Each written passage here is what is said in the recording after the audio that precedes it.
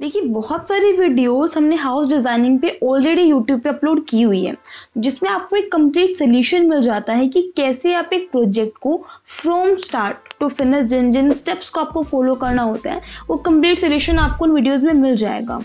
But from those video you can learn only those features or options which are important or necessary to create a design. Practically जब आप SketchUp को explore करने जाते हैं then you will find a lot of other options.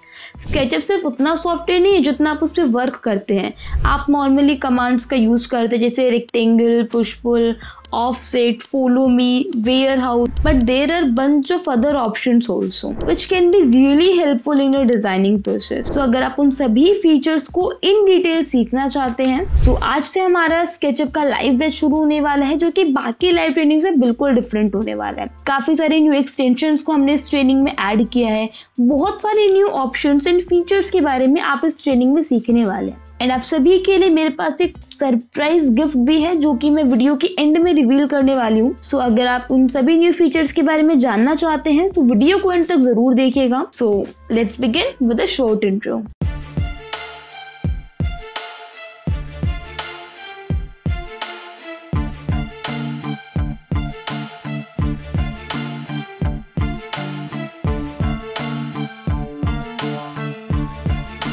देखिए, अगर हम इस ट्रेनिंग की बात करें तो आप इस ट्रेनिंग को डिफरेंट पार्ट्स के अंदर डिवाइड कर सकते हैं।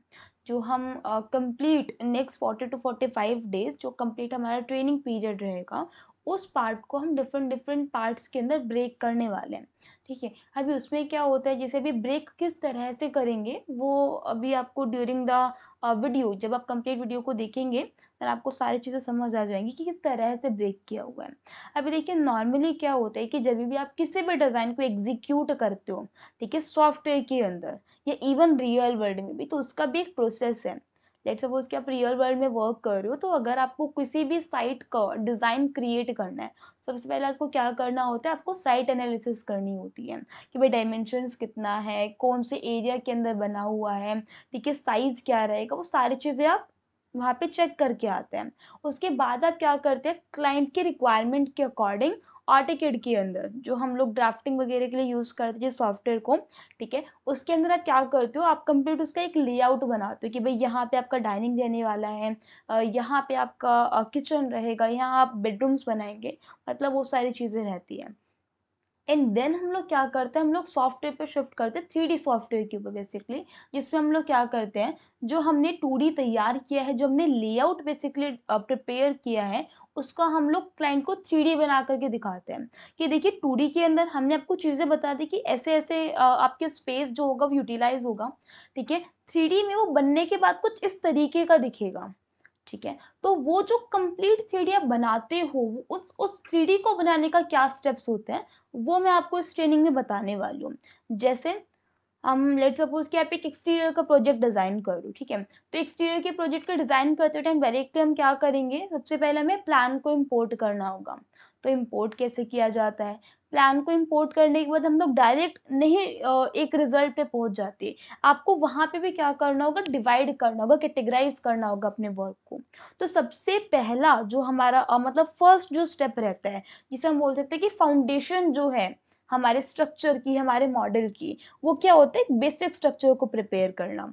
अभी उसमें क्या होगा, जैसे आप ऑटोकैड प्लान से लेकर के आए, तो आपको पता है कि भाई इतनी स्टोरी बिल्डिंग है, 1 स्टोरी बिल्डिंग है, 2 स्टोरी बिल्डिंग है, तो आपको पता है कि भाई यहाँ यहाँ पे इतने इतने डायमेंशंस के अंदर वॉल बनानी है, ठीक है, इतना हाइट होना चाहिए वॉल का, आपका लिंटल लेवल कितना होगा, स्लैब लेवल कितना होगा, कितने साइज का आपने विंडो दिया है, कितने हाइट का आपने डोर है, वो सारी चीजें आपके पास प्रिपेयर है। तो आप क्या करेंगे, स्केचअप की बेसिक टूल्स की हेल्प से आप एक बेसिक स्ट्रक्चर को प्रिपेयर करेंगे। तो वो जो बेसिक स्ट्रक्चर रहेगा उनके लिए, जो यहाँ पे आपको जितनी भी कमांड्स विजिबल है स्क्रीन पे, वो सारी कमांड्स का हम लोग यूज करेंगे। जैसे लाइन कमांड का यूज किया जाएगा, जैसे आर्क कमांड का यूज किया जाएगा, जहाँ पे आपको कर्व देना होता है स्मॉल पोर्शंस के अंदर, या फिर आपको एक कर्व पार्ट को क्रिएट करना है, तो आप आर्क कमांड का यूज करोगे। वॉल्स वगैरह को बनाने के लिए, विंडो बनाने के लिए, डोर बनाने के लिए हम लोग रेक्टेंगल कमांड का यूज करेंगे, ठीक है। मूव करना है आपको किसी चीज को, तो मूव हो गया, रोटेट है, स्केल है, मतलब जो बेसिक कमांड्स हमारे पास स्केचअप प्रोवाइड करते हैं, हम लोग उसका यूज करेंगे, ठीक है। इसके अलावा स्केल कमांड का कैसे यूज़ करना है। अभी ये जो ऊपर आपको कुछ कमांड्स दिख रहे हैं जैसे लाइन है, तो लाइन के अंदर भी आपको 2 डिफरेंट ऑप्शंस मिलते हैं। एक आपको लाइन मिलता है, एक आपको फ्री हैंड मिलता है। तो कब आपको किस ऑप्शन का यूज़ करना है, वो चीज़ हम लोग इलैबोरेट करेंगे। आर्क के अंदर आपको डिफरेंट तरीके की आर्क मिलती है। आपको 2 पॉइंट आर्क मिलती है, आपको 1 पॉइंट आर्क मिलती है, आपको 3 पॉइंट्स आर्क मिलती है एंड लास्ट एक ऑप्शन आपके पास होता है पाई। तो आप इन कमांड्स का कहाँ-कहाँ पे यूज़ करेंगे, कैसे क्रिएट करना है और उनको क्रिएट करने में कितने ऑप्शंस हैं। लेट्स सपोज़ कि आप लाइन को क्रिएट करते हो, आप किस एक्सिस में क्रिएट करना चाह रहे हो। रेड एक्सिस के अंदर करना है, ग्रीन में करना है, ब्लू में करना है और उनको लॉक कैसे करें। ठीक है। लाइन कमांड की हेल्प से भी आप काफ़ी सारे तरीके के शेप्स बना सकते हो, तो वो चीज़ें कैसे बनाई जाएँगी। फिर किसी ऑब्जेक्ट के अंदर आपको मूव करना है, रोटेट करना है, स्केल करना है, तो इन कमांड्स का कैसे यूज़ किया जाता है, कि सारी चीज़ों के बारे में हम लोग सीखेंगे। और यहाँ पे 2 कमांड्स जो हमारे पास अभी गिवन है, offset and follow me command, जो कि एक्चुअली में बेसिक कमांड जो मैं यहाँ पे डिस्कस कर रही हूँ, उन दोनों उस कमांड की बेसिकली मतलब सबसे मेन फीचर्स रहने वाले हैं। ऑफसेट एंड फॉलो मी, ठीक है। क्योंकि ऑफसेट कमांड की हेल्प से हम लोग क्या करेंगे, काफ़ी सारी जगह पे डिटेलिंग्स प्रोवाइड करेंगे। फॉर एग्जांपल आप एक विंडो बना रहे हैं, तो विंडो की फ्रेम्स में डिटेलिंग को देना, ठीक है। आप डोर बना रहे हैं, तो डोर की फ्रेम्स डिटेलिंग को देना। आप सीलिंग बना रहे हैं, तो वहाँ पे आप ऑफसेट कमांड का यूज़ करेंगे। डेफिनिटली फॉलो मी कमांड भी बहुत इंपॉर्टेंट होगी। फॉलो मी कमांड तो मतलब बहुत कॉम्प्लेक्स शेप को बहुत ईज़ी तरीके से आप बना सकते हो। ठीक है, आप माउंटिंग बना रहे हो, आप माउंटिंग डिज़ाइन कर रहे हो, सीलिंग के लिए कर रहे हैं, तो वहाँ आप यूज़ करेंगे। फ्रेम्स के अंदर आपको एक शेप को कंप्लीट एक पोर्शन में क्या करना है, कॉपी करना है, तो आप फॉलो मी कमांड का यूज़ करेंगे। ठीक है, आप हिंज बना रहे हैं, वहाँ आप इसका यूज़ कर सकते हैं, काफ़ी सारी चीज़ें रहेंगी। तो वो जहाँ-जहाँ पे आप लोग यूज़ करने वाले हैं, वो मतलब जिस-जिस पोर्शन में यूज़ होगा, उस पार्ट के अंदर हम लोग फॉलो मी कमांड का यूज़ करेंगे। फिर डायमेंशंस, मतलब किसी भी पोर्शन के अंदर कोई भी चीज़ आपने बनाई, आप उसको मेज़र करना चाहते हैं, तो उसके लिए हमारे पास 2 टूल्स होते हैं। एक आपका टेप मेज़र टूल होता है, एक डायमेंशन टूल होता है। डायमेंशन टूल डेफ़िनेटली मेंशन करने के लिए, शो कराने के लिए यूज़ किया जाएगा। टेप मेज़र टूल की हेल्प से आप क्या कर सकते हो, किसी एरिया को मेज़र कर सकते हैं। और हमारे पास एक आपने सुना होगा एक्सरेफ लाइन, रेफ़रेंस लाइन बेसिकली इसे बोला जाता है। तो अगर आप उस लाइन को क्रिएट करना चाहते हैं, तो आप टेप मेजर टूल का यूज़ करते हैं। फिर जो लास्ट 3 ऑप्शन है, look around, zoom and position camera. इन तीनों ऑप्शन का यूज़ हम करते हैं सीन्स को क्रिएट करने के लिए। ठीक है, अभी सीन्स अगर आपको नहीं समझ आ रहा है, तो आप ऐसा समझ सकते हो कि कोई भी डिज़ाइन आपने प्रिपेयर किया है और आप किसी न किसी एंगल से क्या करते हो, उस सीन को कैप्चर करते हो। आप एक्सटीरियर से कर रहे हो, तो आप एक्सटीरियर से फ्रंट से करना चाहते हो, आप टॉप से उस इमेज को कैप्चर करना चाहते हो, एनिमेशन, इमेज व्हाटएवर, ठीक है? तो वहाँ से मतलब किस पोज़ीशन से आप कैमरा करोगे, उसको कैप्चर करोगे, उसके लिए हम पोज़ीशन कैमरा का यूज़ करेंगे। ज़ूम टूल के अंदर आप फील्ड ऑफ व्यू का मेंशन करते हैं, ज़ूम टूल की हेल्प से आप ज़ूमिंग इफ़ेक्ट को बताते हैं, तो वो जितनी भी चीज़ें रहेंगी, वो ज़ूम टूल से रहेंगी। किस पोजीशन से देखना है, ठीक है, अप की तरफ देखना है, डाउन की तरफ देखना है, वहाँ पे हम लुक अराउंड ऑप्शन का यूज़ करेंगे। दैट मीन्स स्केचअप के जो बेसिक टूल हैं, उनकी हेल्प से आप क्या कर सकते हैं, आप शेप को बना सकते हैं, ठीक है। शेप्स आप डिफरेंट तरीके की बेसिक स्ट्रक्चर आप यहाँ पे बनाएँगे, वो कॉम्प्लेक्स शेप्स भी आप इन ऑप्शंस की हेल्प से बना सकते हो। आप मेज़रमेंट्स कर सकते हो एंड फाइनली हम क्या करते हैं, सीन्स वगैरह को क्रिएट कर सकते हैं। तो ये जितना भी पोर्शन रहेगा हमारा, ये मैक्सिमम टू मैक्सिमम आपका 4 टू 5 डेज़ के अंदर कवर हो जाएगा। तो स्केचअप के जो बेसिक टूल्स रहेंगे, वो हम स्टार्टिंग के 4 टू 5 डेज़ में कवर कर लेंगे। फिर हम लोग शिफ्ट करेंगे स्केचअप एडवांस टूल्स के अंदर, जहाँ पे जो आपने बेसिक स्ट्रक्चर बनाया है उसमें कैसे आप, क्योंकि जो डिटेलिंग्स होती है उन्हें भी हमें ऐड करना होता है, ठीक है। अभी डिटेलिंग एक्चुअली में गेम चेंजर होती है। मतलब आपने एक बेसिक स्ट्रक्चर बनाया है, ठीक है, अभी इसमें डिटेलिंग ऐड करो कैसे, जैसे एक्सटीरियर के एग्जांपल हम लेके चल रहे थे, तो उसी के बारे में डिस्कस करते हैं। लेट्स सपोज कि आपने बेसिक स्ट्रक्चर बना लिया, ठीक है। तो बेसिक स्ट्रक्चर बनाने के बाद जैसे आपने विंडो लगाई है कहीं पे भी, ठीक है, तो विंडो में फ्रेमिंग ऐड करना, ठीक है, क्लैडिंग्स ऐड करना, ग्रूव्स ऐड करना, ग्लेजिंग बनाना, पोर्च एरिया को डिज़ाइन करना, किसी तरीके का फसाड डिज़ाइनिंग बनाना, साइड वॉक्स बनाना, रिज्स बनाना, बहुत सारी चीज़ें होती हैं, जो आपको एक एक्सटीरियर जब आप डिज़ाइन करते हो तो करनी होती है ओनली मॉडल के अंदर, ठीक है। मॉडल के अलावा भी काफ़ी सारी चीज़ें, साइट डिज़ाइनिंग करना, तो आपको डिफरेंट डिफरेंट मॉडल्स को प्लेस करना होगा। आपको प्रॉक्सीज़ का बेसिकली हम लोग यूज़ करेंगे, जो कि वीरो लैंडस्केप का पार्ट रहेगा। तो उसके बारे में हम लोग यहाँ पे डिस्कस करेंगे ड्यूरिंग द ट्रेनिंग, ठीक है। इसके अलावा रोड बनाना, तो रोड को कैसे बनाएँगे, वहाँ पे हम लोग स्केचअप के एडवांस टूल का यूज़ करेंगे।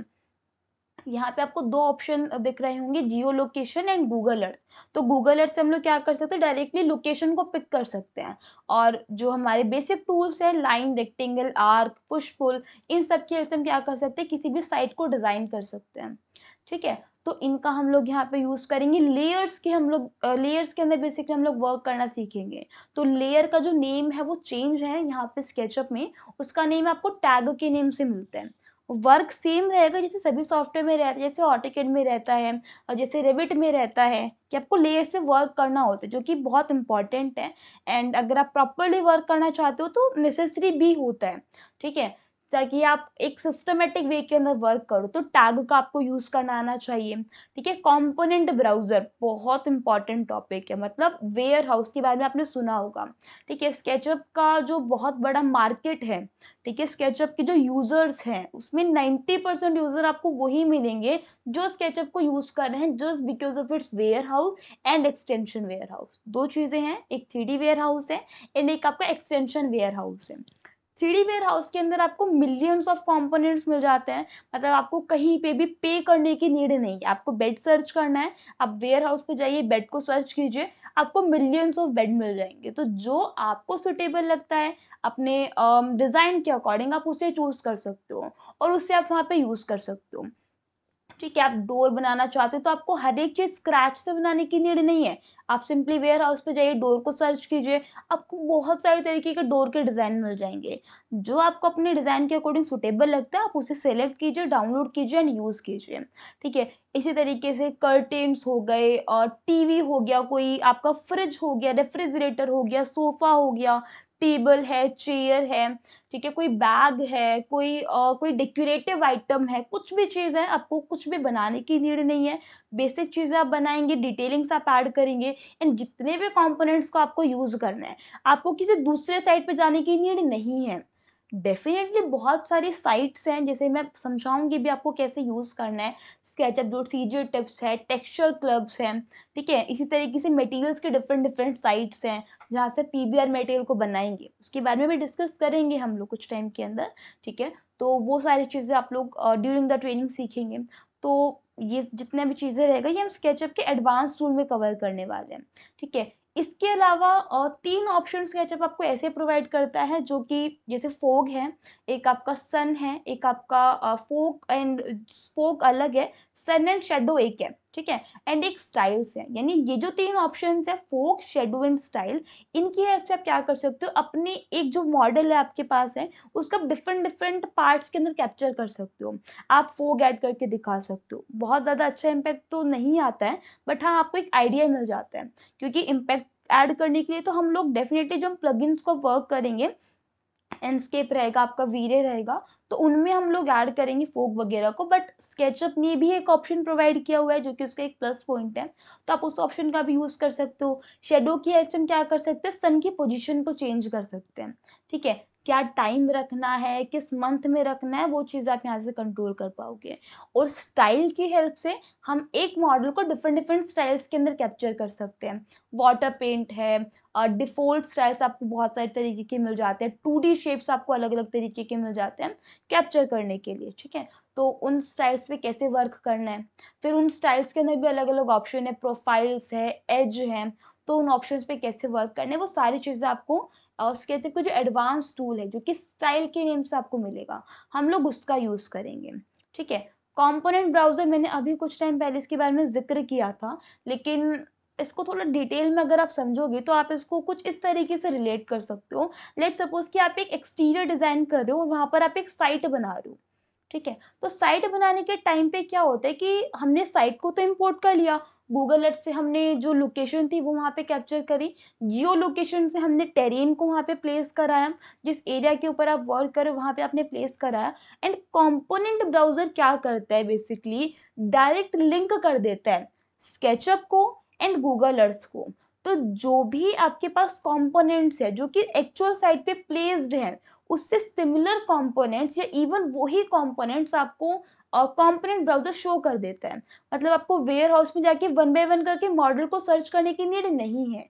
आप कंपोनेंट ब्राउजर पे जाइए, इन मॉडल का आपके पास एक ऑप्शन होता है, वहां पर आप क्लिक करेंगे और आपको वो सभी कंपोनेंट्स जो स्केचअप के वेयर हाउस में अवेलेबल है, आपको सारे कंपोनेंट्स वहां पे मिल जाएंगे। तो आपको वन बाय वन करके सर्च करने की नीड नहीं है, डायरेक्टली आपको जाना है, सर्च करना है एंड अपने साइट से प्लेस कर देना है।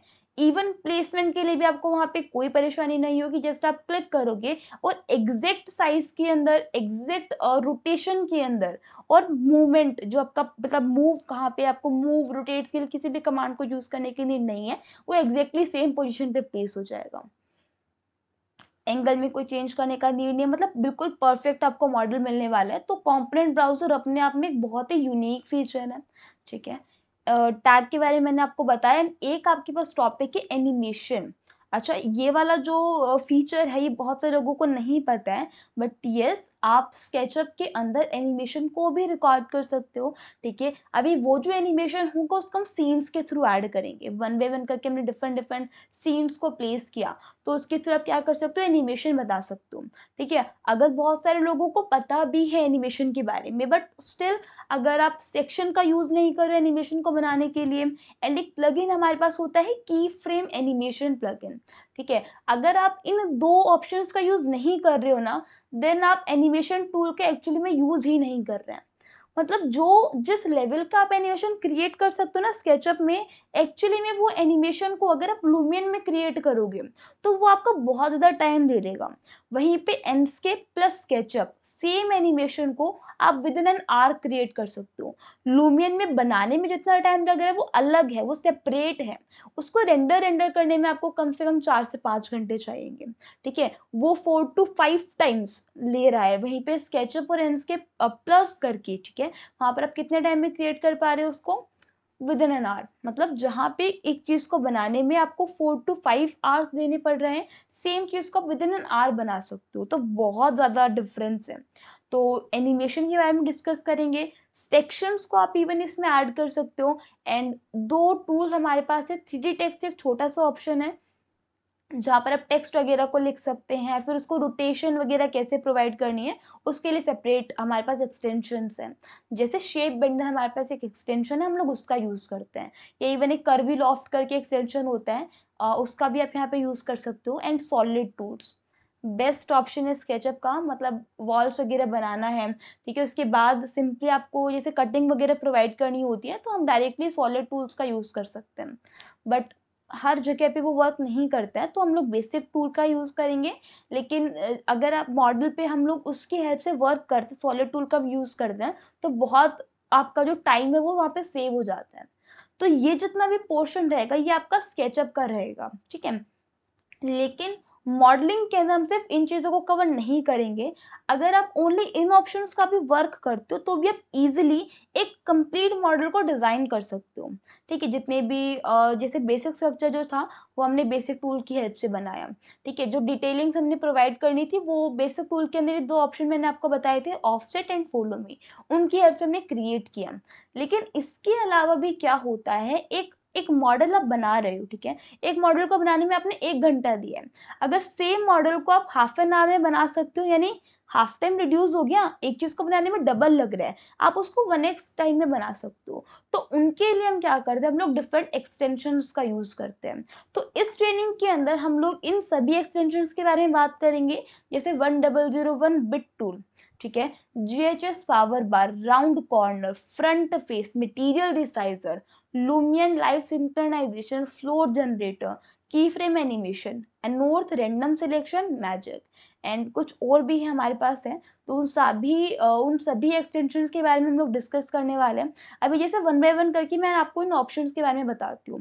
फॉर एग्जाम्पल आप 1001 बिट टूल का यूज करते हो, उसमें आपको बहुत सारे ऑप्शंस मिल जाते हैं। जैसे आप डायरेक्टली वॉल्स को क्रिएट कर सकते हैं, आप क्या कर सकते हैं, आप विंडो वगैरह की ओपनिंग्स या डोर की ओपनिंग्स आप उन्हें यहाँ पे क्रिएट कर सकते हैं। आप वहाँ पे ग्रूव्स को ऐड कर सकते हैं, आपको डिफरेंट तरीके के स्टेयर्स के ऑप्शन मिल जाते हैं, तो आप उन ऑप्शंस का यूज़ कर सकते हो। विंडो को क्रिएट करना है, डोर फ्रेम को बनाना है, वो आप ईज़िली बना सकते हो, ठीक है? आप एक कंप्लीट सरफेस को पैनल्स के अंदर डिवाइड कर सकते हो। दैट मीन्स कोई ग्लेज़िंग वगैरह आप डिज़ाइन करो तो वहाँ पे आप इसका यूज़ कर सकते हो, ठीक है? इसके अलावा ग्रिल्स बनाना, ग्रेटिंग्स बनाना, वो सारी चीज़ें इसमें कवर रहेंगी। आप यहाँ पे लोवर्स को क्रिएट कर सकते हैं। यहाँ पे आपको डिफरेंट डिफरेंट ग्रिल्स के ऑप्शन, एक आपको बेसिक मिलता है, मतलब उसमें आप क्या कर सकते हो, प्री डिफाइंड जो ऑप्शंस आप उनका यूज़ कर सकते हो। एक आप अपने अकॉर्डिंग चूज़ कर सकते हो कि आपको रेक्टेंगुलर ग्रिल्स चाहिए या फिर आपको सर्कुलर चाहिए। इसके अलावा राफ्टर्स वगैरह को क्रिएट करना, वो चीज़ आप कर सकते हैं। आप हिप प्रूफ इसमें बना सकते हैं। ये सारी ऑप्शंस आपको 1001 बिट टूल प्रोवाइड करता है। इसके अलावा अलाइनमेंट्स को प्रॉपर करना, फिलेट करना, एज करना, ठीक है, हॉरिज़ॉन्टली स्लाइस करना, पैरेलल एजेस को क्रिएट करना, पॉइंट्स को ऐड करना, डिवाइड करना, लाइन को अलाइनमेंट करना, ये जितने भी आपको ऑप्शंस मिलने वाले हैं, ये आपको 1001 बिट टूल के अंदर मिलने वाले हैं, जो कि फ्री ऑफ कॉस्ट प्लगइन है, आपको पे करने की नीड नहीं है, एंड आप इन सभी फीचर्स का यूज़ कर सकते हो बिल्कुल फ्री। ठीक है, मतलब बहुत इंपॉर्टेंट ऑप्शंस हैं इस टूल के अंदर, इस बेसिकली एक्सटेंशंस के अंदर, जो कि जिस शेप को बनाने में आपको बहुत टाइम लगने वाला, जैसे स्टेयर्स है, बहुत ज़्यादा टाइम लग जाता है। अभी स्टेयर्स के ही यहाँ पे आपको काफ़ी सारे ऑप्शंस मिल जाते हैं, ठीक है? आपको सिंगल फ्लाइट स्टेयर बनानी है, आप यहाँ पे एल टाइप स्टेयर बनाना, यू टाइप स्टेयर बनाना चाहते हो बेसिकली, ठीक है? आपको यहाँ पे स्पाइरल स्टेयरकेस बनानी है, आपको एक्सेलरेटर स्टेयरकेस बनानी है, तो वो सारी चीज़ें आपको यहाँ पे प्री डिफाइंड मिलती है। आपको सिर्फ क्या करना है, आपको अपने डायमेंशंस को बताना है, आपको अपनी रिक्वायरमेंट्स बतानी है। ठीक है, फॉर एग्जाम्पल आप एक यू टाइप स्टेयर बना रहे हो, तो आपको फर्स्ट स्टेप में कितने स्टेप्स चाहिए, आपका गैप कितना होना चाहिए फर्स्ट स्टेप और सेकंड स्टेप के बीच में, आपका राइजर हाइट कितना होना चाहिए, आपका डेप्थ कितना होना चाहिए, ठीक है, आपका ट्रेड कितना होना चाहिए, वो सारी चीज़ आपको जस्ट डिफाइन करनी होती है। उतना आपने डिफाइन किया, क्लिक कर दीजिए, वो ऑटोमेटिकली आपको स्टेयरकेस बना के देगा। तो ये जितने भी आपको ऑप्शन मिलेंगे, ये आप उन ऑप्शंस का यूज कर पाओगे 1001 बिट टूल एक्सटेंशन की हेल्प से। इसके अलावा जो सेकंड हम लोग प्लगइन के बारे में बात करेंगे, दैट इज़ जीएचएस पावर बार, जहाँ पे भी आपको काफ़ी सारे इंपॉर्टेंट ऑप्शंस मिलते हैं, जिससे आपको स्मूदनिंग करने के लिए अलग-अलग ऑप्शंस मिल जाते हैं। ठीक है, एक हमारे पास ऑप्शन है जहाँ पर आप क्या कर सकते हैं, आप डिफाइन कर सकते हो कि आपको कितना एक एक पार्ट स्मूथ करना है, कितना एक ऑब्जेक्ट आपको स्मूथ करना है, और काफ़ी सारे आपको प्री डिफाइन मिलते हैं, तो आप इनका यूज़ कर सकते हो। आप फेस फाइंडर एक बहुत इंपॉर्टेंट ऑप्शन है, जिसमें क्या होता है कि आपने एक बहुत बड़ी ज्योमेट्री को आपने क्या किया, इंपोर्ट किया है, ठीक है? अभी काफ़ी टाइम क्या होगा कि काफ़ी सारे ऑप्शंस आपको नहीं विजिबल होंगे, काफ़ी सारे फेसेस नहीं विजिबल होंगे, तो आप डायरेक्टली क्या करोगे, फेस फाइंडर प्लगइन का यूज़ करोगे। इसके अलावा एक्सट्रूड लाइन्स आपके पास एक ऑप्शन होगा, जहाँ पे आप क्या कर सकते हो, कर्व को बेसिकली वॉल में कन्वर्ट कर सकते हो। ऑफसेट करने के लिए आपको अलग-अलग ऑप्शंस मिल जाते हैं, फिर कंपोनेंट्स को कॉपी करना, ग्रुप को कॉपी करना, उस तरीके के ऑप्शंस मिलेंगे। इंटरसेक्शंस के डिफरेंट डिफरेंट ऑप्शंस हैं, जैसे ड्रॉप करने के लिए, ठीक है, मिरर कमांड आपको मिल जाती है। सुपर वेल्ड का एक बहुत इंपॉर्टेंट ऑप्शन है, जहाँ पर आप क्या कर सकते हो, मतलब लेट्स सपोज कि आपके पास 3 से 4 अलग-अलग आर्क हैं, बट वो जॉइन है। लेकिन जब आप उसको सेलेक्ट करते हो, वो 3 या 4 पार्ट में ही सेलेक्ट हो रही है, आपको उसको एक ही में कन्वर्ट करना है, तो आप सुपर वेल्ड ऑप्शन का यूज़ कर सकते हो।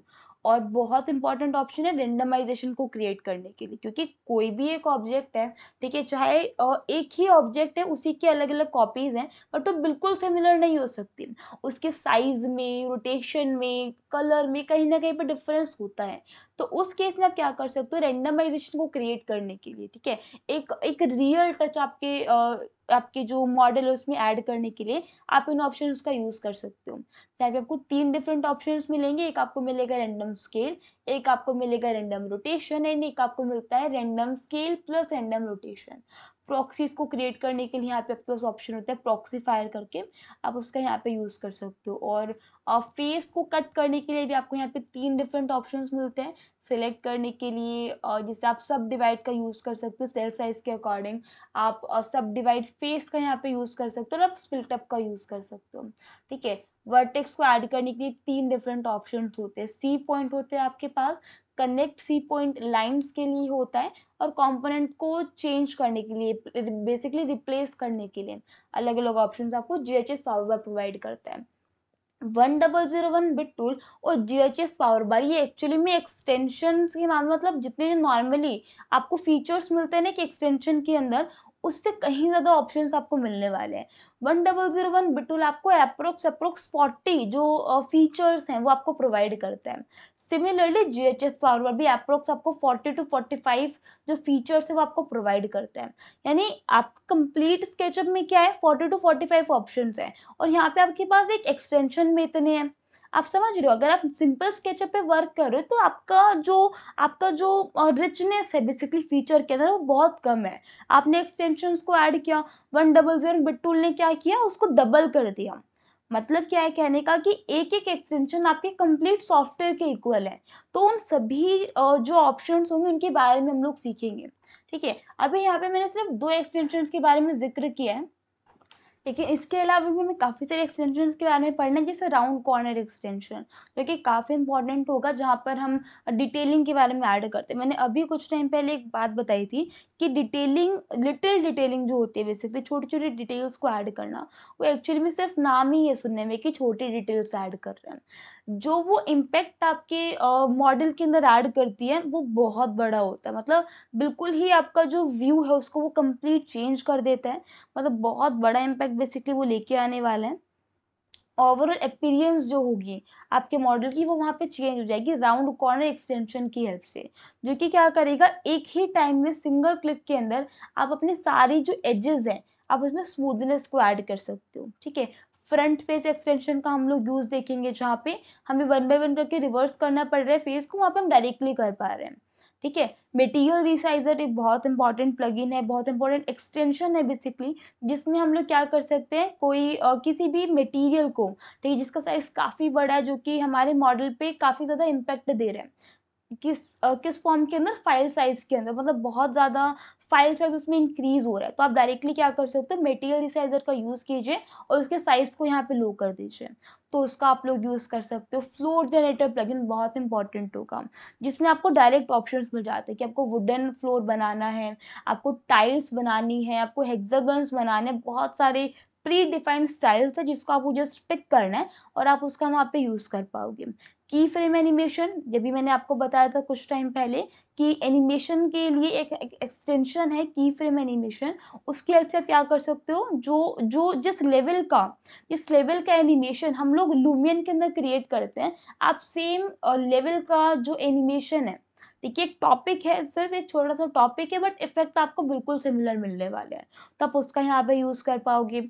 और रेंडम सिलेक्शन, मैंने आपको अभी बताया रेंडमाइजेशन क्रिएट करना बहुत इंपॉर्टेंट है।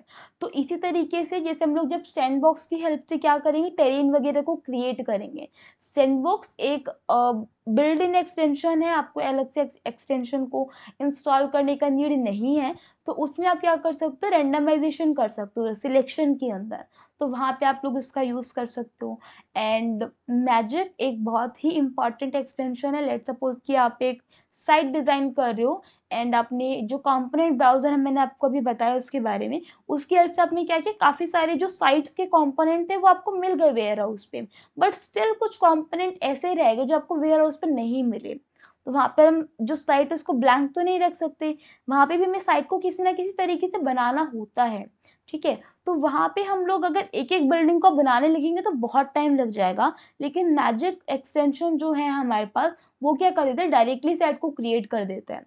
आपको जस्ट एक शेप बनाना है, उस शेप में हाइट को ऐड करनी है, मैजिक एक्सटेंशन का यूज़ कीजिए और वहाँ पे वो क्या कर देगा, एक रेक्टेंगल को, बेसिकली एक बॉक्स को, रेक्टेंगल लिया आपने, पुश पुल कमांड की हेल्प से आपने उसमें हाइट को ऐड किया, आपके पास एक बॉक्स मिल गया। ठीक है, अभी उस बॉक्स को उसने क्या किया, बिल्डिंग में कन्वर्ट कर दिया, तो ये सारी चीज़ें रहेंगी। एंड एक एक्सटेंशन हमारे पास रहेगा लूमियन लाइव सिंक्रोनाइजेशन, जैसे आपके पास एंडस्केप एंड वीडियो प्लगइन होता है जिसके बारे में हम इस ट्रेनिंग में डिस्कस करेंगे, ऐसे ही आपके पास एक प्लगइन है लूमियन।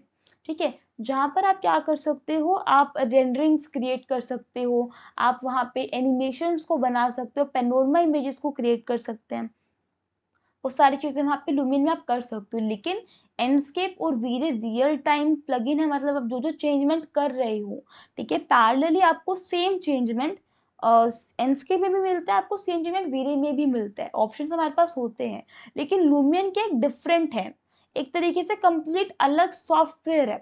तो अगर आप एक बॉन्ड लिंक कराना चाहते हो स्केचअप के बीच में एंड लूमियन के बीच में, तो हम लोग किसका यूज करते हैं यहाँ पे, लूमियन लाइव सिंक्रोनाइजेशन का।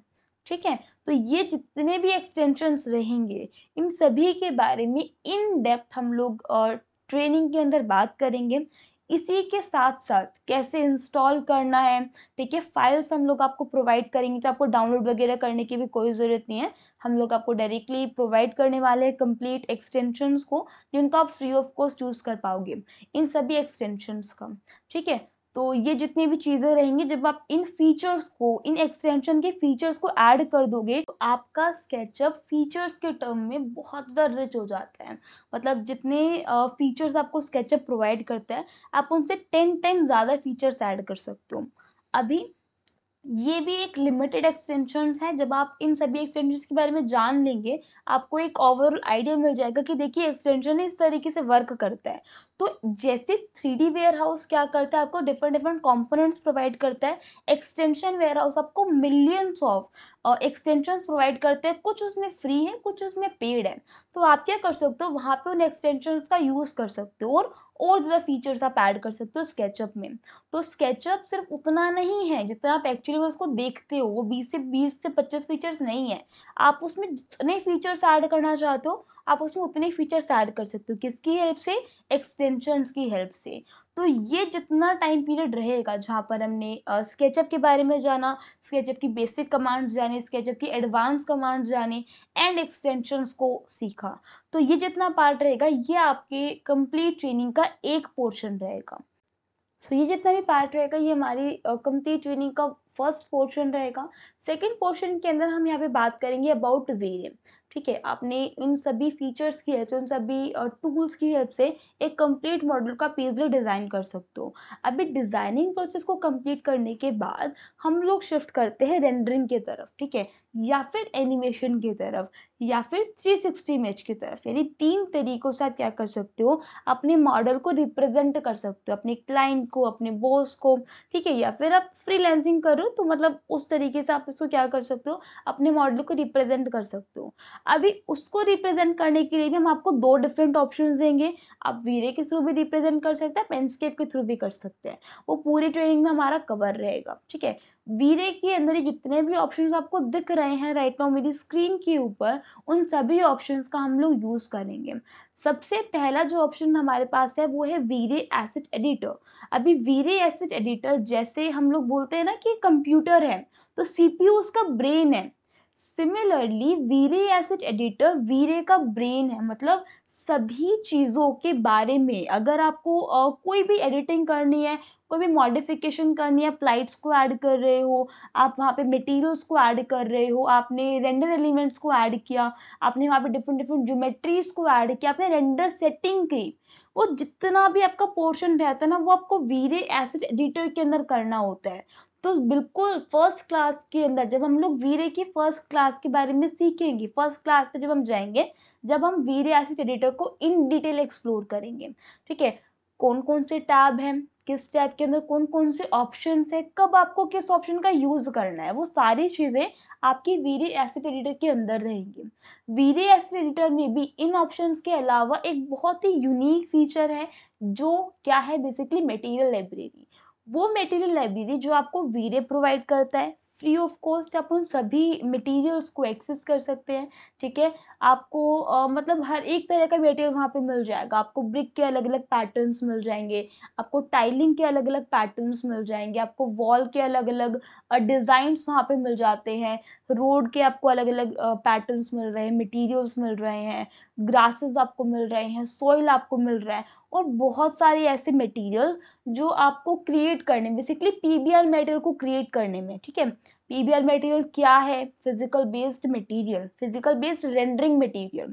ठीक है, अभी उस मटेरियल के अंदर कौन कौन से फीचर्स है, डिफ्यूज क्या होता है, रिफ्लेक्शन क्या होता है, कोट क्या है, शीन क्या है, कब किसका यूज करना है, डिस्प्लेसमेंट को कब ऐड करना है, नॉर्मल क्या होगा, बम्प क्या होगा, बहुत सारी चीजें रहेंगी। तो ऐसे इतने एक मटेरियल के बारे में इतनी सारी चीजें के बारे में वर्क करना, फिर आपको एक फाइनल प्रोडक्ट मिल रहा है, तो वो काफ़ी ज़्यादा लेंथी प्रोसेस है, बट आपको वो आना चाहिए। तो उसके बारे में भी जानेंगे, लेकिन शॉर्टकट एंड सिंपल मेथड क्या है कि आप वीरे की जो मटेरियल लाइब्रेरी है आप उसका यूज़ करो। आपको क्रिएट करने की नीड नहीं है। वीरे क्या करेगा, प्री डिफाइंड मटेरियल देगा कि भाई इतने सारे मटेरियल हैं, अगर आपको सूटेबल लगता है, अगर आपके डिज़ाइन में फिट लगते हैं तो आप उसको डायरेक्टली यूज़ कर सकते हो। आपको सिंगल वैल्यू के अंदर भी चेंज करने की नीड नहीं है। सब कुछ टू द पॉइंट आपको मिलेगा, ठीक है? तो वो जितनी भी चीज़ें रहेंगी वो वीरे एसेट एडिटर के अंदर हम लोग सीखेंगे। फिर हम लोग अपने सेकंड ऑप्शन यहाँ पर आपको दिख रहा है चेओस कॉस्मोस, ठीक है? अभी ये क्या है? ये बेसिकली एक ऐसा फीचर है जहाँ पे आपको बहुत सारे कंपोनेंट्स प्रोवाइड करता है। जैसे स्केचअप वेयरहाउस प्रोवाइड करता है, वेरे आपको कॉस्मोस लाइब्रेरी प्रोवाइड करता है। फिर वहाँ पे कैटेगराइज़ आपको मिल जाती है, कैटेगरीज़ बेसिकली मिल जाती है, सारे जो कंपोनेंट है वो कैटेगराइज़्ड है। वेजिटेशंस अलग है, व्हीकल्स अलग है, मटेरियल अलग है और बहुत सारी चीज़ें हैं। तो वो सारी चीज़ों के बारे में हम लोग जानेंगे कि भई कौन-सा कंपोनेंट है, कहाँ से आप लोग पिक करोगे, कैसे लॉगिन करना है, कैसे इंपोर्ट करके लेके आना है, प्रॉक्सीज़ की फॉर्म में। और अभी प्रॉक्सी क्या है? प्रॉक्सी बेसिकली एक बहुत ही छोटी-सी टर्म है, आप इसको ऐसे समझ सकते हो कि लेट्स सपोज़ आप एक सोफ़ा बना रहे हो, तो सोफ़ा के अंदर फॉर एग्ज़ाम्पल ऐसा मान लीजिए कि 10,000 पॉलीगन्स हैं। जब हम उस सोफ़ा को प्रॉक्सी में कन्वर्ट कर देंगे, तो वो जो 10,000 पॉलीगन आप उसको 1000 पॉलीगन में कन्वर्ट कर सकते हो। मतलब एक चीज़ जो आपकी 5 एमबी ले रही है, वही सेम आपका जो ऑब्जेक्ट है वो आपका 1 एमबी के अंदर कन्वर्ट हो गया, ठीक है? रेंडरिंग के अंदर, इमेज के अंदर, एनिमेशन के अंदर, पैनोरमा के अंदर सेम ऑब्जेक्ट दिख रहा है, बट उसका फाइल साइज़ रिड्यूस हो गया।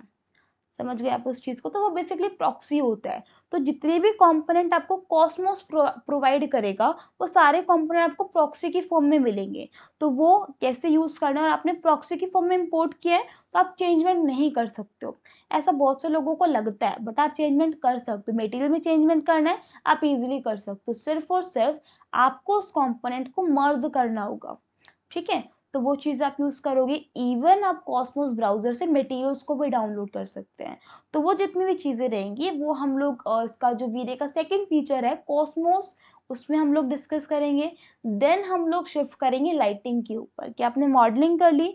मॉडलिंग के बाद में नेक्स्ट स्टेप रहेगा बेसिकली आपका लाइटिंग रहेगा, ठीक है? अभी लाइटिंग के अंदर 2 चीज़ें रहेंगी, एक नेचुरल लाइट को क्रिएट करना, एक एक्सटर्नल लाइट्स को क्रिएट करना। तो ट्रेनिंग के अंदर भी हम 2 तरीके से वर्क करेंगे। पहला रहेगा नेचुरल लाइट को क्रिएट करना, उसमें आपको दोनों चीज़ें सिखाऊँगी कि आप इंटीरियर पे कर रहे हो तो नेचुरल लाइट को कैसे क्रिएट करना है, ठीक है? आप एक्सटीरियर पे वर्क कर रहे हो तो नेचुरल लाइट को कैसे क्रिएट करना है। नेचुरल लाइट एक्सटीरियर है ना, इंटीरियर में तो नहीं दिख रहा है, तो आप डायरेक्टली सनलाइट की हेल्प से कर सकते हो। एक्सटीरियर के अंदर आपको डोम का यूज़ करना पड़ सकता है, आपको एनवायरनमेंट का यूज़ करना पड़ सकता है, एज़ वेल एज़ आपको सनलाइट का यूज़ करना पड़ सकता है। अभी इन 3 ऑप्शंस में से किन 2 को पिक करें कि आपको एक परफेक्ट जो एनवायरनमेंट है वो आपको मिले, तो वो चीज़ हम लोग देखेंगे, ठीक है? अभी ये रहेगा नेचुरल लाइटिंग के अंदर। जब हम लोग शिफ्ट करेंगे किस पे, एक्सटर्नल लाइट्स के ऊपर, तब हम लोग डिस्कस करेंगे रेक्टेंगल लाइट के बारे में, तब हम लोग डिस्कस करेंगे स्फीयर लाइट के बारे में, ओमनी लाइट के बारे में, मैच लाइट के बारे में, आईईएस लाइट के बारे में, डिस्क लाइट के बारे में, ठीक है? तो ये 6 डिफरेंट तरीके की लाइट्स रहेंगी, 6 टू 7 आपके पास होती है। तो इन सभी लाइट्स के बारे में डिस्कस करेंगे जब हम लोग एक्सटर्नल लाइट पे प्लेस करेंगे, ठीक है? शिफ्ट करेंगे बेसिकली। तो अभी काफ़ी सारे तरीके की लाइट है, लेकिन एक्चुअली में जब आप चेक करोगे ना, तो वहाँ पे भी आपको क्या मिल जाता है कि उन्हीं 6 तरह की लाइट से जो आपको 6 ऑप्शंस मिले हुए हैं, आप किसी भी तरीके की लाइट बना सकते हो। एक्सटीरियर में आपको अलग-अलग तरीके की लाइट्स दिखते हैं, वो आप बना सकते हो। इंटीरियर में आपको अलग-अलग तरीके की लाइट्स दिखते हैं, वो आप इज़िली क्रिएट कर सकते हो। जैसे टास्क लाइट बनाना, जिस तरह से ट्यूब लाइट्स को डिज़ाइन करना, जो बल्ब आपके पास होता है, तो वो आप कैसे बना सकते हो, वो सारी चीज़ें पॉसिबल है, उन्हीं 6 ऑप्शन की हेल्प से, उन्हीं 6 फीचर्स की हेल्प से, ठीक है? ये जितनी भी चीज़ें रहेंगी, इसमें हम लोग लाइटिंग में कवर करेंगे, लेकिन वीरे आपको एक और ऑप्शन देगा लाइट जनरेशन, जिसमें हम लोग क्या कर सकते हैं, जो लाइटिंग हमारे पास है, ठीक है, वो है एक लेंदी प्रोसेस। लाइट जनरेशन के अंदर हम लोग क्या करेंगे, जो नेचुरल मैंने आपको बताया था लाइटिंग के बारे में, सेम जो लाइटिंग है उसको आप क्रिएट कर पाओगे विदिन सेकेंड्स। आपको जस्ट चूज़ करना है, भई नेचुरल लाइट है, ये तो श्योर है, ठीक है, लेकिन नेचुरल लाइट में इंटीरियर है या एक्सटीरियर है, वो पिक कीजिए। अपना जो आप डिज़ाइन करने वाले हो, जिस मॉडल को आप लोग डिज़ाइन करने वाले हो, उसका जस्ट आपको ये डिफाइन करना है कि भाई इंटीरियर होगा या एक्सटीरियर होगा, ठीक है? वो आपने डिफाइन किया, इंटीरियर के अंदर तो सेम है, सनलाइट का यूज़ होगा, लेकिन एक्सटीरियर में आप उसका भी यूज़ कर सकते हो, सनलाइट का भी, एज़ वेल एज़ 360 इमेज का भी यूज़ कर सकते हो, दैट मीन्स एचडीआरआई का यूज़ कर सकते हो। अब एचडीआरआई कहाँ से पिक करना है, उसके लिए साइट्स रहेंगे, तो उन साइट्स के बारे में डिस्कस करेंगे, ठीक है? तो ये जितनी भी चीज़ें रहेंगी लाइट जनरेशन के अंदर हम लोग बात करेंगे। मटेरियल, जिस मैंने अभी आपको बताया, मटेरियल को बनाना, पीबीआर मटेरियल को बनाना, तो किस-किस साइट से आप लोग डाउनलोड कर सकते हो, डाउनलोड करने के बाद किस-किस तरह जो ऑप्शंस आपके पास हैं, उन पे कैसे-कैसे वर्क करना है, डिफ्यूज़ के ऊपर कब वर्क करना है, रिफ्लेक्शन पे कब वर्क करना है, रिफ्रैक्शन पे कब वर्क करना है, ठीक है? आप टाइल मटेरियल कैसे बना सकते हो, आपको एक एस्फाल्ट मटेरियल बनाना है, wet asphalt means wet road जो होता है, ठीक है? जो हम लोग बारिश वगैरह का टाइम हो, जब आपको दिखता है एक रोड है वो बिल्कुल वेट है, गीला है, तो उस रोड के मटेरियल को आप कैसे बना सकते हैं। एक्सटीरियर के अंदर अलग-अलग तरीके के आपके पास मटेरियल्स है, तो उसमें टेक्सचर्स को कैसे ऐड करना है, बम्पनेस को कैसे ऐड करना है, वो सारी चीज़ें हम लोग कवर करेंगे मटेरियल के अंदर। वीरे फाइल पाथ एडिटर एक बहुत ही इम्पोर्टेंट ऑप्शन, इसमें हम लोग क्या करते हैं, जितना भी हम लोग कंपोनेंट्स वगैरह डाउनलोड करते हैं, उनमें कौन-कौन से मटेरियल का पाथ कहाँ पे है वो हम लोग डिफाइन करते हैं, ठीक है? जो कि इम्पोर्टेंट है। काफ़ी दफ़ा क्या होता है कि हम लोग कंपोनेंट्स को डाउनलोड करके तो ले आए, बट रेंडरिंग के टाइम वो ब्लैक दिख रहा है। तो वो क्यों दिख रहा है, वो चीज़ के बारे में जानेंगे और उसको कैसे करेक्ट करें, जो हमारा मेन एजेंडा होगा इस ऑप्शन को यूज़ करने का, ठीक है? तो वो फाइल पाथ एडिटर के थ्रू पॉसिबल है, आप उस एरर को फिक्स कर सकते हो, आप उस बग को फिक्स कर सकते हो। तो वो चीज़ें हम लोग डिस्कस करेंगे फाइल पाथ एडिटर के अंदर। इसी से मिलता-जुलता एक ऑप्शन आपके पास होगा, पैक प्रोजेक्ट। सेकंड लाइन के अंदर आपको दिख रहा होगा, तो इस ऑप्शन का भी आप यूज़ कर सकते हो जब आपको एक एक फ़ाइल को, एक कंप्लीट फ़ाइल का पैकेज बनाना है, आपको उस फ़ाइल को किसी के साथ शेयर करना है, तो हम लोग पैक प्रोजेक्ट ऑप्शन का यूज़ करते हैं। तो इस ऑप्शन के बारे में जानेंगे। इसके अलावा वीरेफर क्या होता है, डिस्प्लेसमेंट क्या होता है, प्रॉक्सी के बारे में मैंने अभी आपको बताया, क्लिपर क्या है, ठीक है? ये चीज़ें रहेंगी आपकी। वीरेफर ग्रास को क्रिएट करने के लिए एज़ वेल एज़ कारपेट को क्रिएट करने के लिए यूज़ किया जाएगा। डिस्प्लेसमेंट रियलिस्टिक रॉक मटेरियल को बनाना, ठीक है? एस्फाल्ट मटेरियल के अंदर जहाँ पे आपको लेट्स सपोज़ एक वाटर है, वो आपको एक एक एक जगह पे शो कराना है, ठीक है? एक एरिया है, उस एरिया के अंदर शो कराना है, वहाँ पर आप यूज़ कर सकते हो। डिस्प्लेसमेंट के भी अलग-अलग चीज़ें, जैसे स्टोन मटेरियल क्रिएट करना है, रॉक को क्रिएट करना है, जहाँ पे एक एक डेप्थ आपको चाहिए ना, वहाँ पे आप लोग डिस्प्लेसमेंट का यूज़ करते हो। क्लिपर बेसिकली हम लोग यूज़ करते हैं ऑर्थोग्राफिक जो पिक्चर होती है उसको क्रिएट करने के लिए। आपने देखा होगा बहुत सारी इमेजेस हैं जो आप टॉप से कैप्चर करते हैं, ठीक है? उसमें क्या होता है, पूरा इंटीरियर आपको दिखता है, पूरे फ्लोर का इंटीरियर दिखता है। तो उस केस में हम लोग क्या करते हैं, क्लिपर ऑप्शन का यूज़ करते हैं। तो इसके बारे में हम लोग जानेंगे, ठीक है? इसके अलावा इंटरैक्टिव टूल क्या है? इंटरैक्टिव टूल, एक वीरे इंटरैक्टिव टूल करके एक ऑप्शन मिलता है, जिसमें आप क्या कर सकते हो, लाइटिंग की इंटेंसिटी को डायरेक्टली कंट्रोल कर सकते हैं, एज़ वेल एज़ आप मटेरियल को आइडेंटिफ़ाई कर सकते हो। तो ये ऑप्शन क्या है, कैसे यूज़ करना है, वो सारी चीज़ें रहेंगी। अभी VRayFur, displacement, proxy, uh interactive tool and एक आपके पास ऑप्शन होता है वहाँ पे स्कैटर का, ठीक है? स्कैटर क्या होता है, एक एक ऑब्जेक्ट है, एक 1, 2, 3, 4 जितने भी ऑब्जेक्ट्स हैं, उन ऑब्जेक्ट्स को आपको एक बहुत बड़े एरिया के अंदर क्या करना है, स्प्रेड करना है। तो वन बाय वन करके प्लेस करना बहुत मुश्किल है। तो उस केस में हम लोग क्या करेंगे, स्कैटर ऑप्शन का यूज़ करेंगे। तो उस चीज़ को वो क्या कर देता है, एकदम से कंप्लीट एरिया के अंदर विदिन सिंगल क्लिक आप क्या कर सकते हो, उसको प्लेस कर सकते हो। फिर कितनी डेंसिटी होती है, ठीक है, कितना साइज होता है, रैंडमाइजेशन कितना क्रिएट करना, तो सारी चीज़ें इस ऑप्शन में कवर हो जाती है।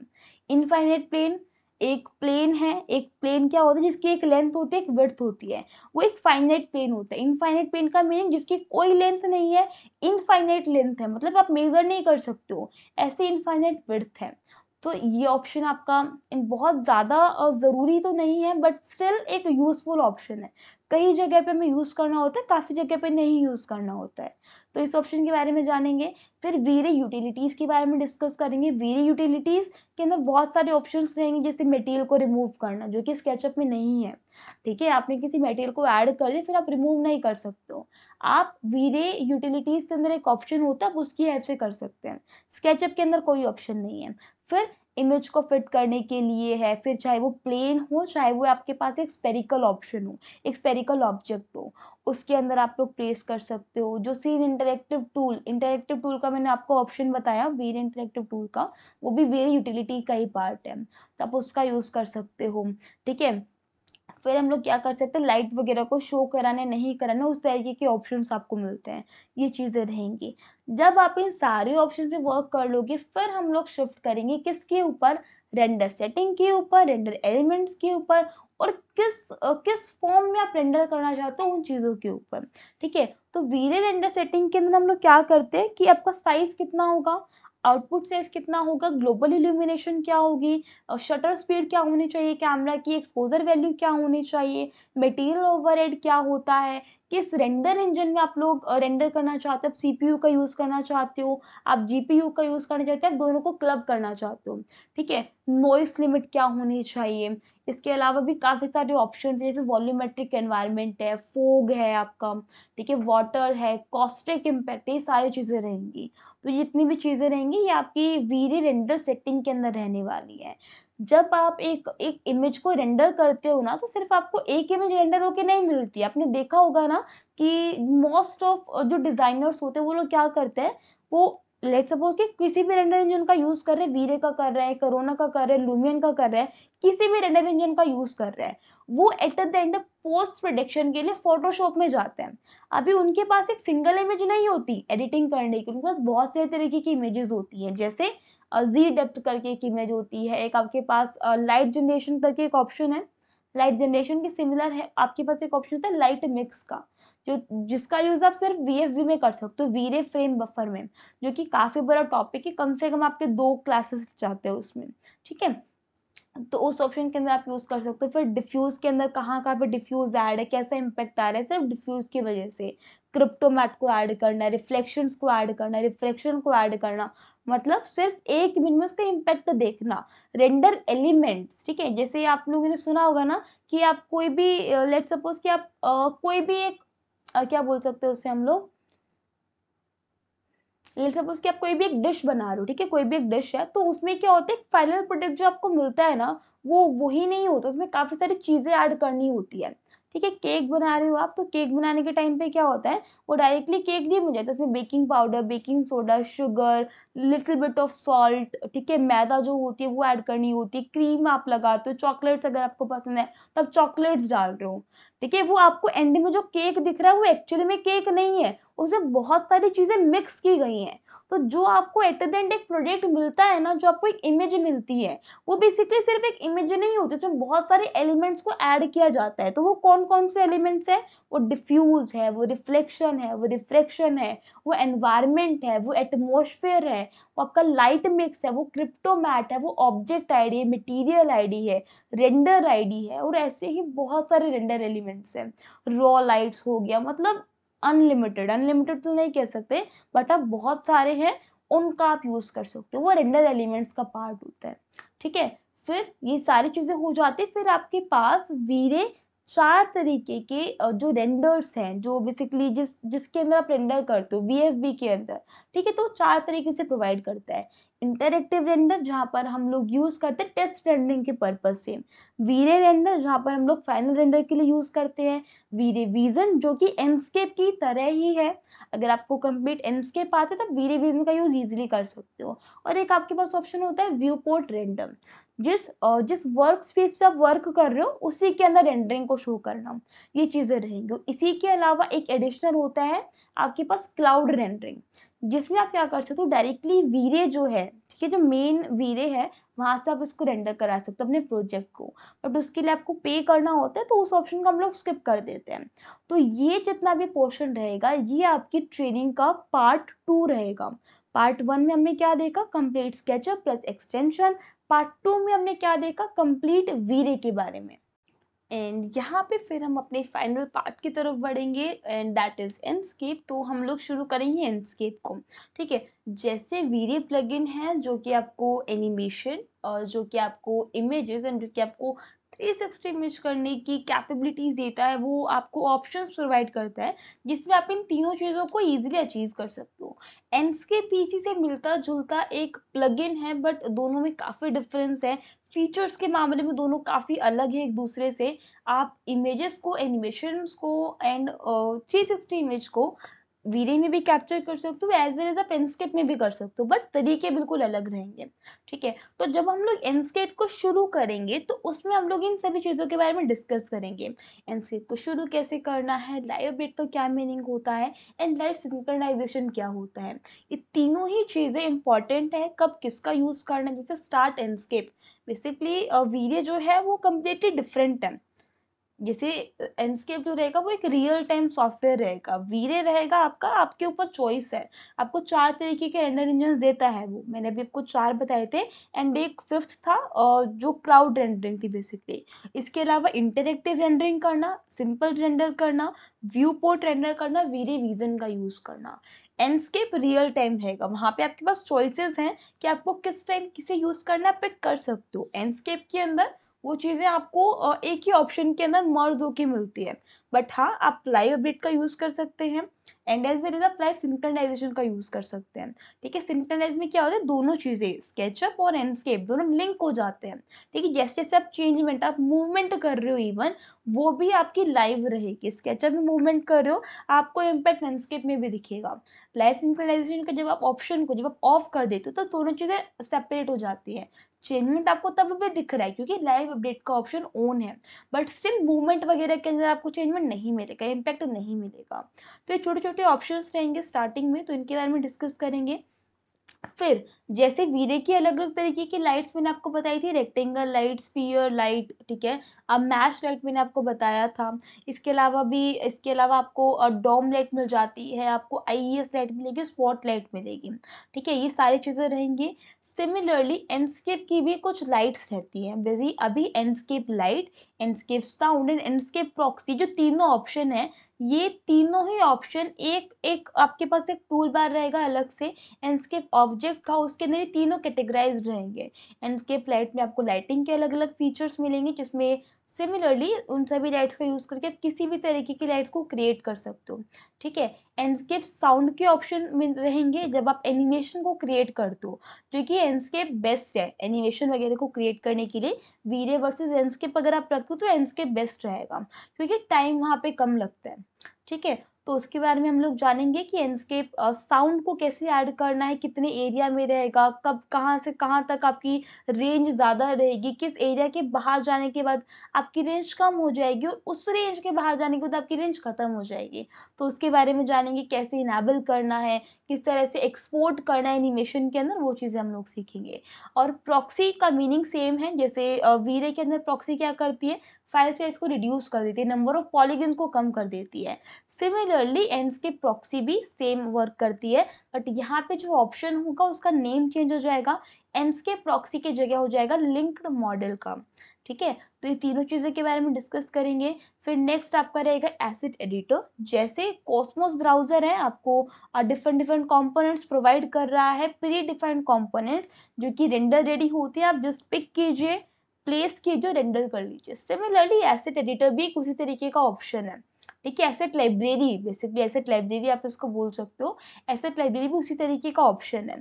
तो एसेट लाइब्रेरी के अंदर भी आपको कैटेगरीज मिल जाती हैं, अलग अलग बहुत सारे ऑप्शंस मिलते हैं आपको वहाँ पे, बहुत सारे ऑब्जेक्ट्स मिल जाते हैं, आप डायरेक्टली उन ऑब्जेक्ट्स का यूज कर सकते हो।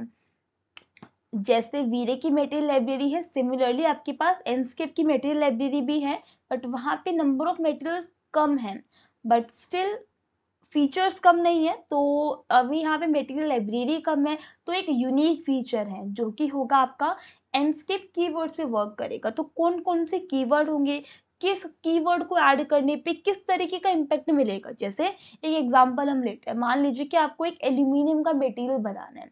ठीक है, तो जब आप वीरे में बनाएंगे ना, तो आपको हर एक ऑप्शन पे वर्क करना पड़ेगा, कलर के ऊपर वर्क करना होगा, मेटलनेस पे वर्क करना होगा, शाइनिंग पे वर्क करना होगा, रफनेस पे वर्क करना होगा, रिफ्लेक्शन पे वर्क करना होगा, फिर आपको एक एल्यूमिनियम का मटेरियल मिलेगा। एंडस्केप में क्या करना है, सिर्फ और सिर्फ नेम में आपको मेटल को ऐड करना है, दैट्स इट। मेटल है, क्रोम है, ठीक है, आप ग्रास आपके पास एक कीवर्ड होता है, आपके पास एमिसिव कीवर्ड होता है, आपके पास फर आई थिंक कीवर्ड होता है, फर नहीं होता है, ग्रास की हेल्प से आप इजीली कर सकते हो। ठीक है, सेल्फ एलिमिनेशन के लिए एमिसिव है, बहुत सारी कीवर्ड्स है, एल्यूमिनियम है।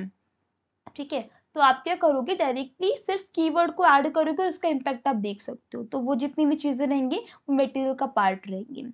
ठीक है, इसी के साथ में एडिटिंग के लिए मान लीजिए कि कीवर्ड की हेल्प से आप इजीली कर पा रहे हो, बट स्टिल अगर आप मैन्युअली चेंज करना चाहते हो तो आप मटेरियल एडिटर का यूज कर सकते हो।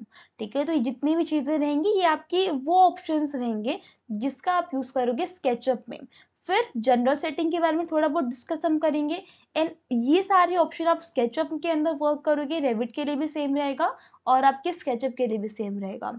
इसके बाद के जितने भी ऑप्शन है, व्यू मैनेजमेंट है, safe frame, camera, visual setting, renderings करना, वीडियो बनाना, अपलोड करना, स्टैंडअलोन्स को यूज करना, मैनेज करना, वो सारी चीजें आपकी फिर आ जाएगा कंप्लीटली एंडस्केप के ऊपर, कि आपके पास एक अलग से विंडो आपको मिल गई है। फिर व्यू मैनेजमेंट के अंदर आपको बहुत सारे तरीके के ऑप्शंस मिलेंगे। ठीक है, व्यू मैनेजमेंट जैसे एक छोटा सा ऑप्शन है जिसमें आप क्या कर सकते हो, जैसे सीन्स वगैरह हम लोग मैनेज करके आते हैं, तो हम लोग स्केचअप में सीन्स को ऐड करते हैं, जो हम लोग एक डिफाइन करते हैं कि भाई यहाँ पे आप खड़े हो, आपका पोजीशन ये है और आपको इस सीन को कैप्चर करना है। ठीक है, तो जब हम लोग सीन को ऐड करके आते हैं, सिमिलरली सीन्स को आप डायरेक्टली लैंडस्केप में भी ऐड कर सकते हो। ठीक है, तो क्या प्रोसीजर रहेगा वो व्यू मैनेजमेंट के अंदर हम यूज करेंगे। फिर कौन से सीन के अंदर, वो भी एक छोटा टॉपिक नहीं है, आप जब इसको एक्सप्लोर करोगे तो डिफरेंट डिफरेंट टाइम इफेक्ट्स के साथ आप वर्क कर सकते हो। तो वो जितनी भी चीजें रहेंगी वो उसके अंदर हम लोग डिस्कस करेंगे। इसी के साथ में स्टार्टिंग फेज के अंदर, इनिशियल फेज में, एंडस्केप के स्टार्टिंग फेज में मैं आप लोगों को कंप्लीट जो टूल्स हैं, ठीक है, कैसे वर्क करना है, नेविगेशन बेसिकली कैसे किया जाएंगे, वो सारी चीजें हम लोग डिस्कस करेंगे। तो वो सारी चीजें रहेंगी। इसके अलावा सेफ फ्रेम एंड कैमरा की कुछ सेटिंग्स रहेंगी कि आपको 2 पॉइंट परस्पेक्टिव पे वर्क करना है, परस्पेक्टिव पे कब वर्क करना है, ऑर्थोग्राफिक पे कब वर्क करना है, वो सारी चीजें सेपरेट रहेंगी आपकी। ठीक है, एंड कैमरा के अंदर भी कुछ चीज़ें आपकी ऐड होती हैं, जैसे डेप्थ ऑफ फील्ड पे वर्क करना, एक्सपोजर पे वर्क करना, फील्ड ऑफ व्यू पे वर्क करना, तो वो कुछ सेटिंग्स हैं, उन पे हम लोग डिस्कस करेंगे। विजुअल सेटिंग काफ़ी बड़ा टॉपिक है, क्योंकि कंप्लीट आपको कैसा दिख रहा है विजुअली, ठीक है, नाम से ही समझ आ रहा है विजुअली कैसा दिख रहा है, कितने क्लाउड्स हैं, ठीक है, आपके पास कितना एरिया के अंदर फोग दिख रही है, फोग को कंट्रोल करना, डेप्थ ऑफ फील्ड को कंट्रोल करना, ठीक है, रेंडरिंग क्वालिटी क्या होनी चाहिए उसे कंट्रोल करना, किस तरह से दिख रहा है, स्टाइल क्या है, वाइट आपने चूज किया हुआ है, नन आपने चूज किया हुआ है, लाइट लाइट करके भी आपके पास एक ऑप्शन होता है, आपने उसका वहाँ पे यूज किया हुआ है, वो सारी चीजें रहेंगी। तो वहाँ पे आपको डिफरेंट तरीके के इफेक्ट्स मिल जाते हैं, जैसे मोशन ब्लर पे आप वर्क कर सकते हो, लेंस फ्लेयर क्या है, ब्लूम इफेक्ट क्या है, विंड इफेक्ट क्या है, और क्रोमेटिक एब्रेशंस है। तो जो चीजें हम लोग पोस्ट प्रोडक्शन में करते हैं फोटोशॉप के अंदर, वो सारी चीजें आपको यहाँ पे एंडस्केप के अंदर भी आप डायरेक्टली मैनेज कर सकते हो उसे। फिर यहाँ पे आपको कुछ ऑप्शंस एटमॉस्फेयर के मिलेंगे, जैसे मैंने आपको फोग के बारे में बताया। इसी तरीके से सन ब्राइटनेस को कंट्रोल करना, नाइट स्काई ब्राइटनेस कितनी होनी चाहिए, आर्टिफिशियल ब्राइटनेस कितनी है, ठीक है, आपकी एम्बियंट ब्राइटनेस क्या है, शेडो शार्पनेस क्या है, और विंड को कंट्रोल करना है। ये मतलब एटमॉस्फेयर से रिलेटेड ऑप्शंस आपको एटमॉस्फेयर टैब में मिलेंगे।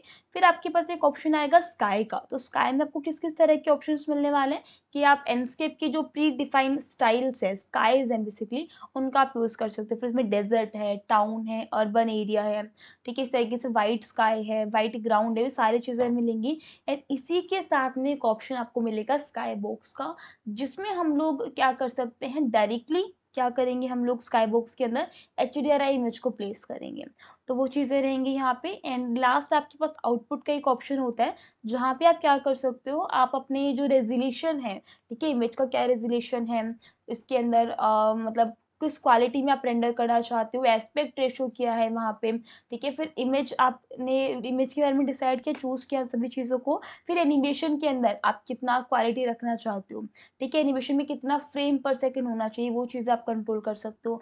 और सिमिलरली पैनोरमा इमेजेस में क्या क्वालिटी होनी चाहिए, वो सारी चीज़ें हम लोग डिस्कस करेंगे विजुअल सेटिंग के अंदर। इसके अलावा जब अपन सभी सेटिंग्स को सेव कर लेते हैं, फिर रेंडरिंग्स के अलग अलग ऑप्शन होते हैं। तो रेंडरिंग मतलब स्क्रीनशॉट, बेसिकली स्क्रीनशॉट के नेम से ऑप्शन मिलेगा, ठीक है। एंड एक आपके पास होगा बैच रेंडरिंग, तो किस ऑप्शन का कब यूज़ करना है, बैच रेंडरिंग के अंदर क्या क्या क्या चीज़ आप यूज़ कर सकते हो, और सिंपल रेंडर में क्या डिफरेंस है, उस चीज़ के बारे में जानेंगे। फिर हम लोग बात करेंगे वीडियो एडिटर के बारे में। वीडियो एडिटर में क्या होता है कि आप एनिमेशन को रिकॉर्ड कर सकते हो, ठीक है। फिर उसमें अलग अलग ऑप्शंस है, हैंड हेल्ड कैमरा है, ठीक है, आपके पास ईज इन एंड आउट है, की फ्रेम्स क्या होती हैं आप उनके बारे में जानेंगे।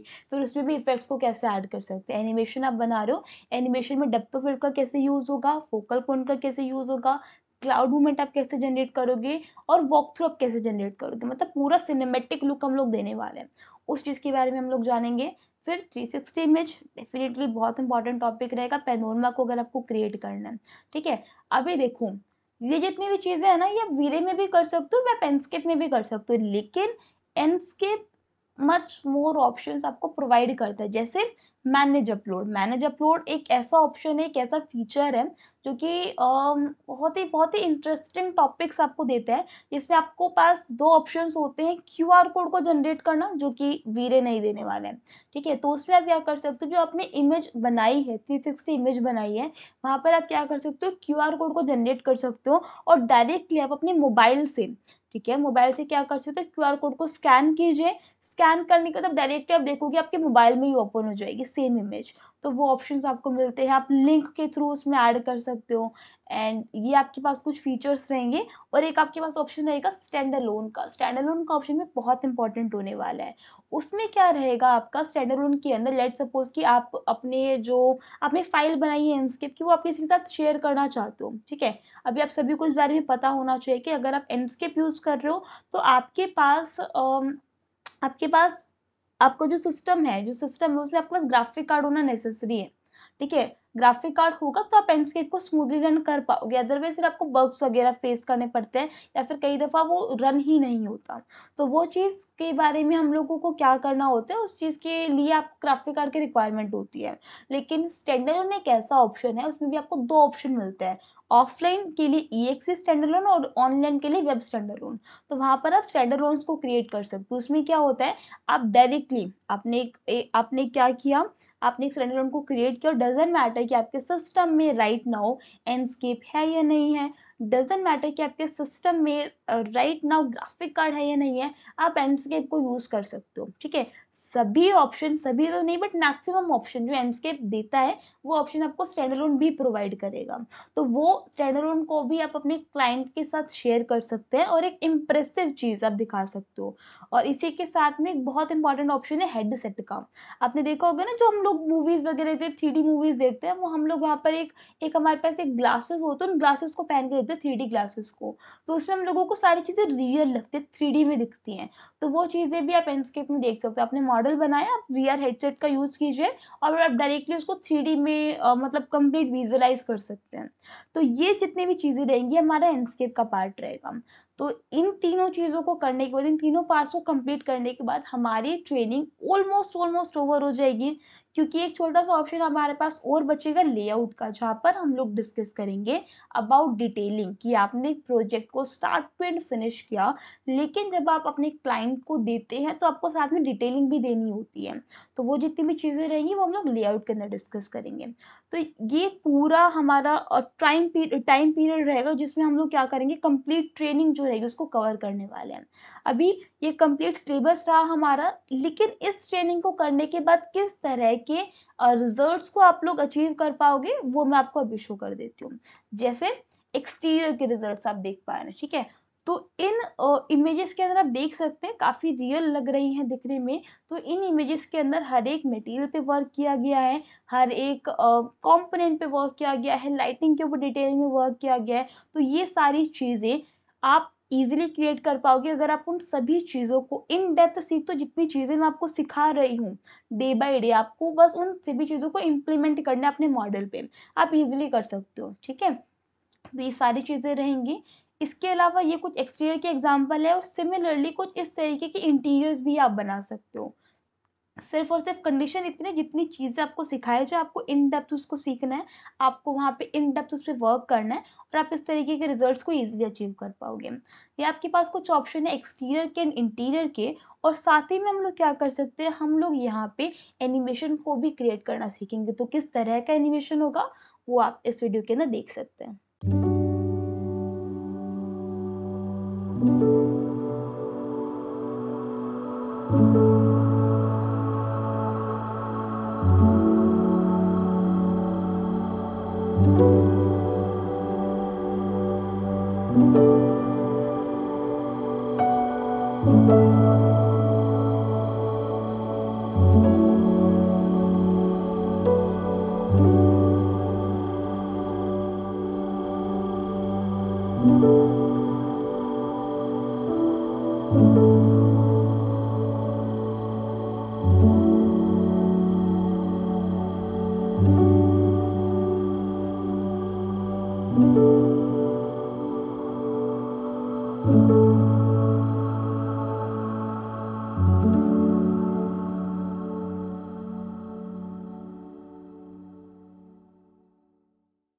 सो दैट्स इट गाइस, ये सभी चीज़ें हम लोग ड्यूरिंग द ट्रेनिंग कवर करेंगे। तो अगर आप लोग इंटरेस्टेड हैं तो कोर्स का जो लिंक है वो डिस्क्रिप्शन में है, आप उस कोर्स को परचेज कर सकते हैं।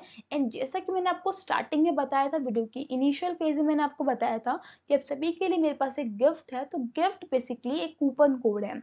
अगर आप परचेज करते हैं कोर्स को और अगर आप वेलकम 50 कूपन कोड यूज़ करते हैं तो आप स्केचअप कोर्स के अंदर 50% फ्लैट डिस्काउंट अवेल कर सकते हैं।